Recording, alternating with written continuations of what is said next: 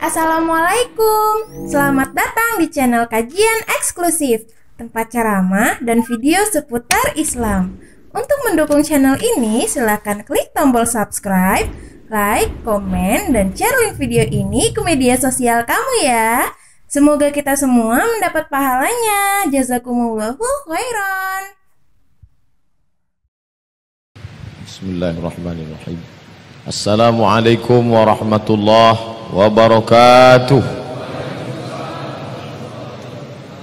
Alhamdulillahi rabbil alamin, wa bihi nasta'inu ala umurid dunya waddin, wassalatu wassalamu ala ashrafil khalqi ajma'in, sayyidina wa maulana Muhammadin wa ala alihi wa sahbihi wa man da'a bida'watihi wastanna bisunnatihi ila yaumi liqa'i rabbih wa ba'd. Subhanaka la ilma lana illa ma 'allamtana innaka antal alimul hakim. Rabbi shrah li sadri wa yassir li amri wa hlul 'uqdatam min lisani yafqahu qawli. Bapak-bapak, ibu-ibu, adik-adik, hadirin hadirat yang besar tak dihimbau gelar, yang kecil tak dapat disebut nama, insyaallah kita semua hamba-hamba yang dimuliakan Allah Subhanahu wa ta'ala. Amin ya rabbal alamin. Datanglah Kabil, saudara kandung Habil, membawa batu besar yang siap akan ditimpakan kepala saudara kandungnya bernama Habil. Sudah siap mau dia timpakan ke atas. Tak ada apapun yang akan menghalang walau sedikit pun. Kenapa dia mau timpakan itu? Karena dia tak ridha, tak senang hati melihat Habil dapat nikmat. Kenapa aku berpasangan dengan saudariku yang cantik, tapi kemudian diberikan kepada Habil, sedangkan pasangan Habil yang jelek diberikan kepada aku. Muncul marahnya, bangkit egonya, datang amuknya. Apa sebab? Tak ridha menerima keputusan Allah Subhanahu wa ta'ala. Lalu dia katakan, la im basatta ilayya yadaka litaqtulani. Wahai saudaraku Qabil, kata adiknya Habil, la im basatta ilayya yadaka litaqtulani, andai kau timpakan batu besar itu ke atas kepalaku untuk membunuh aku, ma ana bibasiti yadiyaka ilaika liaqtulak, ma ana bibasiti yadiya, aku tidak akan mengulurkan tanganku untuk membalas. Kenapa? Inni akhafullah, aku takut kepada Allah. Berjumpa dua orang, sama-sama anak Adam, sama-sama dilahirkan dari rahim Hawa, sama-sama berasal dari darah yang sama, tapi dengan sikap yang berbeda. Yang satu tak ridha dengan keputusan Allah, bangkit egonya, datang marahnya, kumat amuknya, muncul hasadnya, datang dendam kesumat, siap menimpakan batu. Berjumpa dengan orang yang takut kepada Allah, lalu kemudian dia katakan, ma ana bibasiti yadiya ilaika, aku tak akan tolak tanganku ini melawan engkau. Inni akhafullah, aku takut kepada Allah. Dalam kasus yang lain, rajulun, ada seorang laki-laki, da'athum ra'atun, diajak oleh seorang perempuan untuk melakukan perbuatan yang amat sangat terlarang.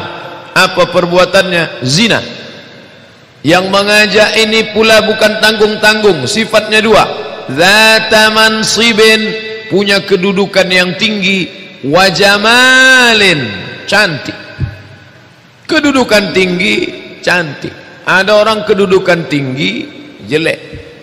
Ada orang cantik tapi kedudukan tak tinggi. Yang lebih parah, udahlah tak punya kedudukan, jelek pula. Ini yang mau mengajak berzina ini zata mansibin, kedudukan tinggi, wa jamalin, cantik. Apa jawab si laki-laki itu ketika akan diajak berzina? Ini hawa nafsu bergelora. Perempuan ini dalam keadaan puncak libido seksualnya, dia ajak ini anak lajang berzina. Kedudukan tinggi, tak satu pun melarang dia. Cantik, tak satu pun menolak dia. Menurut dia tak akan ada melarang. Karena saya punya jabatan tinggi, tak akan ada yang menolak. Karena saya cantik. Tanpa diduga, jawaban laki-laki itu apa kata dia? Inni akhafullah. Aku takut kepada Allah. Coba tengok, sama jawaban Habil dengan jawaban orang yang tak jadi berzina. Jawabannya sama-sama takut kepada Allah. Lalu kemudian 3 orang berada di dalam gua. Turun hujan rintik-rintik, mereka musafir jalan. Tiba-tiba turun hujan. Mau bernaung di bawah pokok kayu tak ada, mau bernaung di dalam rumah tak nampak. Nampaklah bukit dengan lubang gua menganga. Masuk mereka ke dalam. Ketika mereka masuk ke dalam, lalu kemudian sedang duduk menunggu hujan reda, tak disangka datang batu bergelinding dari puncak bukit, pas menutup pintu gua. Macam ada yang mengaturnya, tertutup. Lalu kemudian mereka berdoa kepada Allah, ya Allah, aku bermohon kepada Engkau dengan berkat amal baikku. Aku pulang ke rumahku, anakku dalam keadaan menangis, istriku dalam keadaan lapar. Air susu kambing yang kubawa tidak kuberikan ke anakku, tidak kuberikan ke istriku, tapi aku tunggu ibuku bangun. Dia sedang tidur lelap. Aku tak ingin membuat ibuku lapar besok pagi, malam nanti dia terbangun dalam perut kosong. Kutahankan mendengar tangis anakku, kutahankan permintaan istriku. Kupegang air susu kambing ini, menunggu ibuku bangun. Kalau memang ini amal saleh, ya Allah, bukakanlah pintu gua ini. Allah bukakan sedikit, belum cukup untuk keluar. Yang satu berkata, ya Allah, aku punya seorang pembantu, dia bekerja kepadaku dan aku mau bagi gajinya. Tiba-tiba dia hilang, tak tahu entah kemana perginya. Kemana uang ini mau aku serahkan? Aku takut memakannya, takut menjadi darah daging yang haram. Aku mau mensedekahkan, kemana mau aku berikan? Bukan pemiliknya. Akhirnya aku belikan uang itu ke kambing, dan kambing itu sekarang sudah beranak pinak, berkembang biak, bercucu cicit. Kambing itu banyak. Sekarang datang pembantuku itu entah dari mana, tiba-tiba dia muncul. Lalu aku panggil dia, hai pembantuku, sini. Ada apa tuan? Ingat dulu kamu waktu pergi tidak pamit. Ya. Sudah ambil gaji belum? Belum. Gajimu itu tidak kumakan karena aku takut kepada Allah. Sekarang kau lihat kambing yang banyak itu, ya, itu punya engkau, terserah engkau. Sekarang ambillah. Diambilnya kambing itu semua, satu pun tak disisakannya. Tapi aku tak kecewa karena aku takut kepada Allah. Kalau memang amalku ini baik, ya Allah, maka bukakanlah pintu gua ini. Terbuka sedikit. Karena buah daripada takut kepada Allah. Ini susu kalau aku berikan ke anakku, memang dia layak menerima. Kalau aku berikan ke istriku, memang dia lapar. Tapi ku tunggu ibuku bangun. Kenapa? Karena aku takut di bawah engkau langsung ridha orang tua. Wa qadha rabbuka alla ta'budu illa iyyah. Allah mewajibkan supaya beribadah hanya kepada Dia. Setelah Allah langsung wabil walidaini ihsana, orang tua. Itu kata Quran. Bagaimana dengan hadis? Ridallahu fi ridal walidain wa sukhutullahu fi sukhutil walidain. Takut kepada Allah.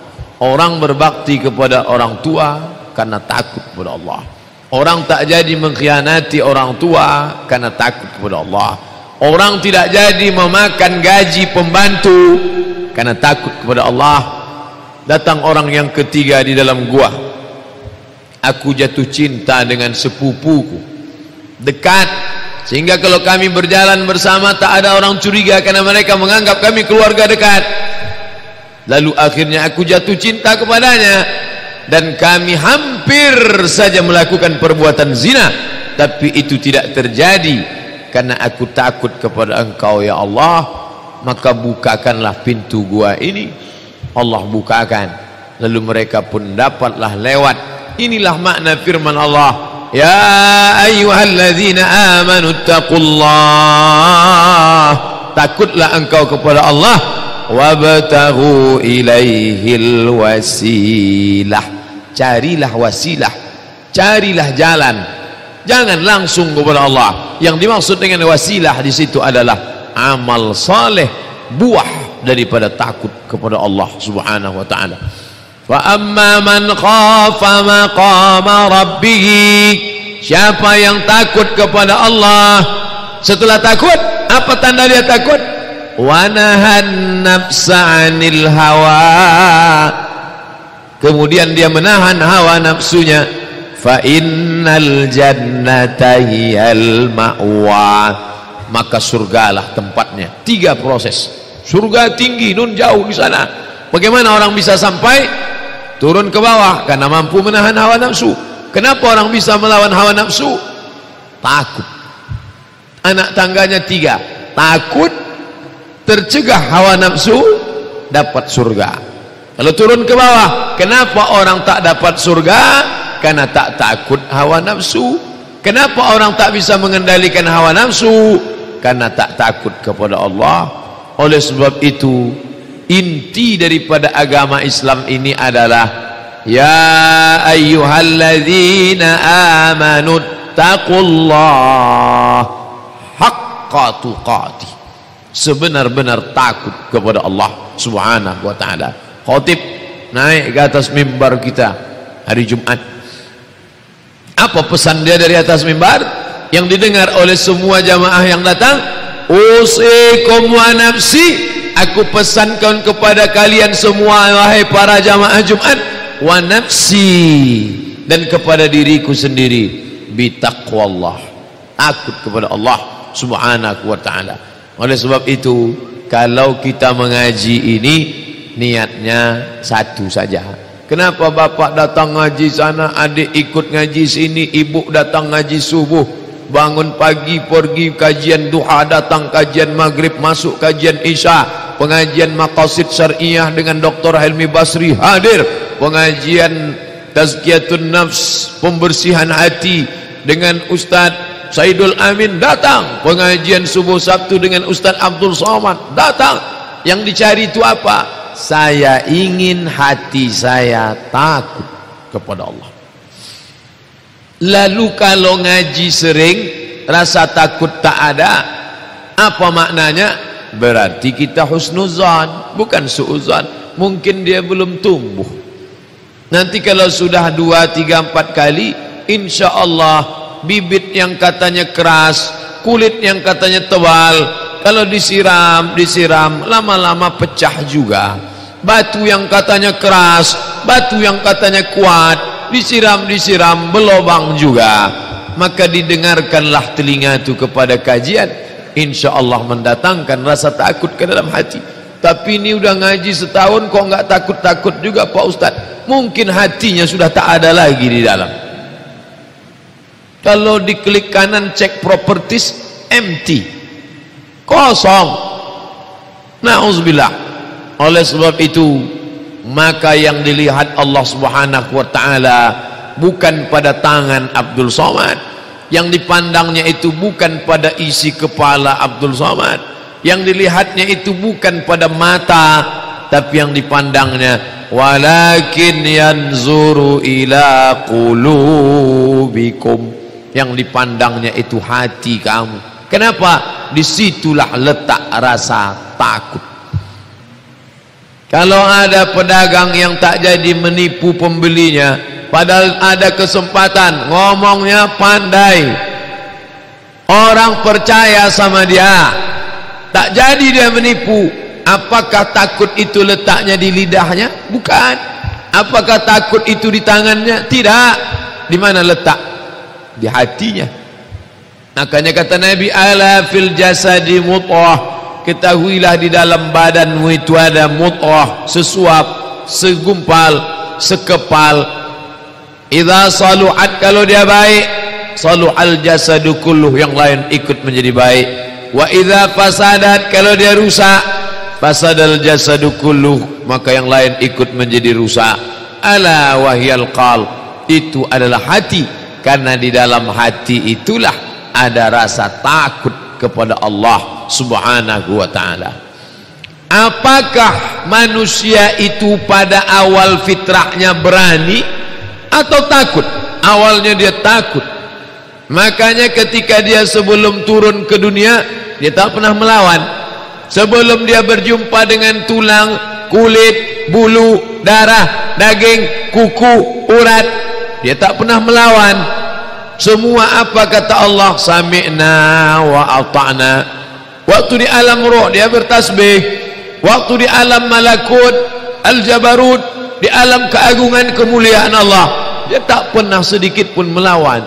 Tapi begitu dia berjumpa dengan jasad, takutnya mulai menipis, sampai akhirnya takutnya kepada Allah mulai berkurang, dan takutnya kepada dunia mulai bertambah.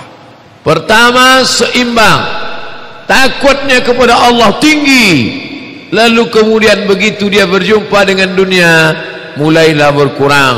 Takut miskin, takut melarat, takut bangkrut, takut tua, takut sakit, takut. Akhirnya takutnya kepada Allah sampai tak tersisa sama sekali.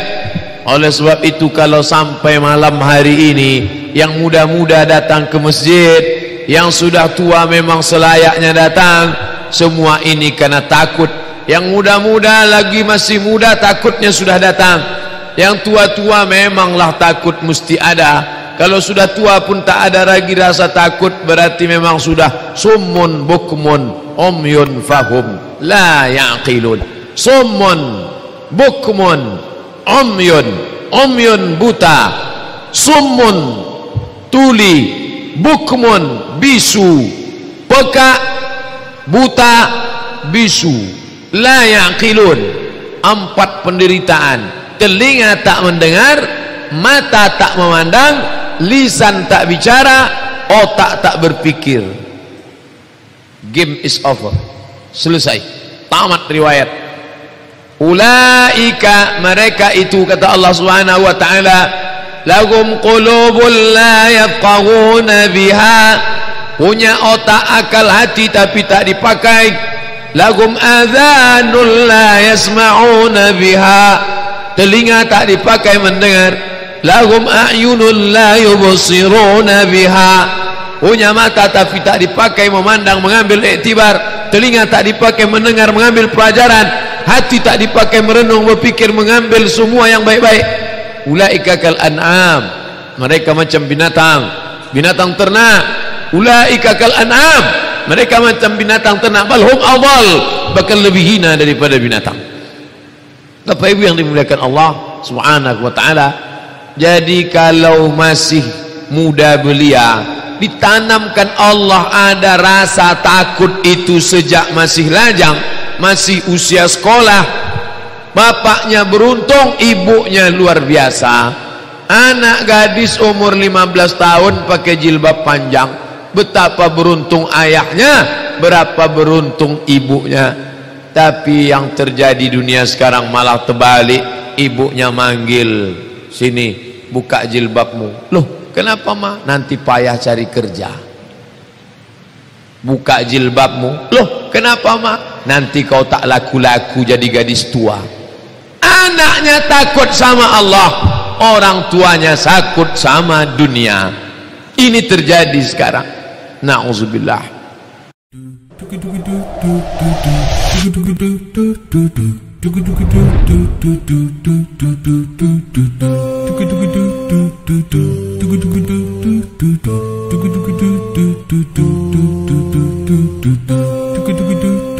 Do